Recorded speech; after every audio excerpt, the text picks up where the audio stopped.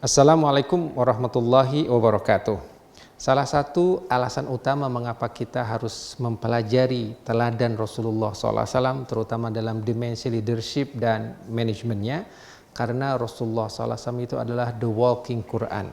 He is the living Islam and he is the best example of being Muslim.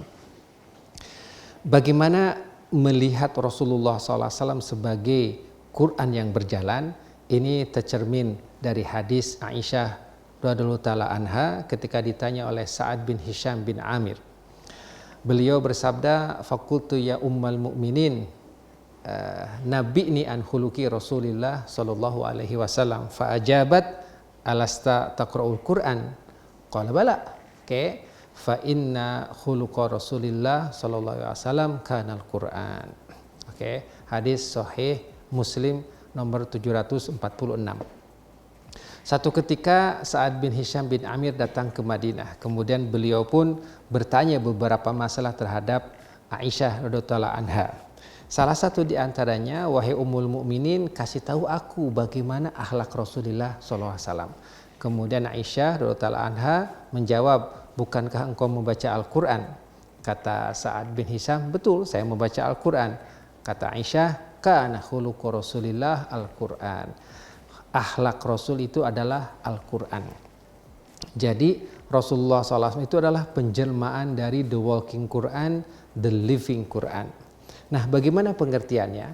Pengertiannya pertama, the living Quran, memang Quran itu benar-benar hidup.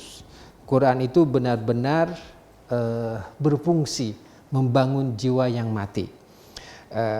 Karena Al-Quran itu dikatakan sebagai ar-ruh yang diturunkan oleh Allah Subhanahu wa taala. Nah, sebagai ruh dia mampu membangkitkan jiwa yang malas, mampu membangkitkan jiwa yang pasif, kemudian membangkitkannya menjadi jiwa yang energik. Quran juga telah mampu membangkitkan bangsa Arab yang tadinya tidak diperhitungkan dalam percaturan sejarah dunia karena yang ada adalah Bizantium dengan Persia.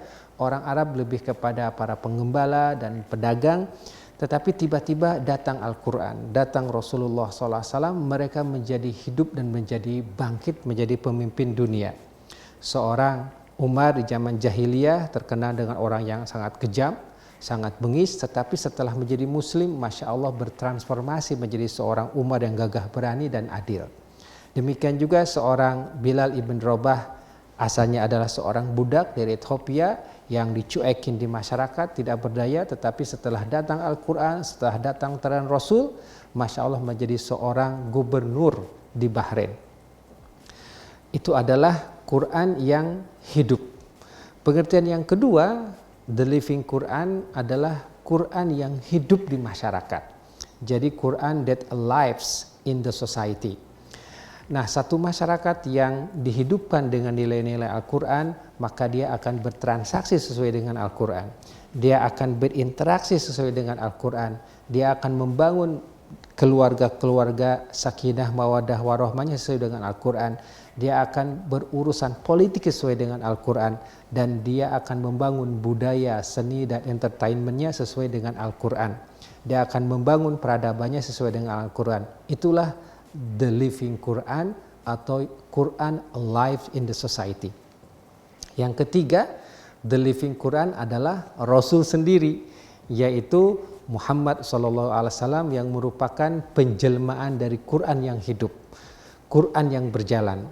Oleh karena itu kita tidak mungkin akan bisa menjadi seorang muslim yang baik tanpa mengikuti teladan Rasulullah SAW. Sangat disayangkan saat ini Rasulullah SAW hanya kita ambil di masjid, hanya kita ambil dimensi spiritualnya saja. Kemudian Rasul kita kerangkeng di dekat podium, Rasul kita kerangkeng di musola, Rasul tidak kita perkenankan untuk masuk ke DPR, Rasul tidak hadir di BUMN, Rasul tidak hadir di pasar, Rasul tidak hadir di manufaktur, dan Rasul tidak hadir dalam industri-industri.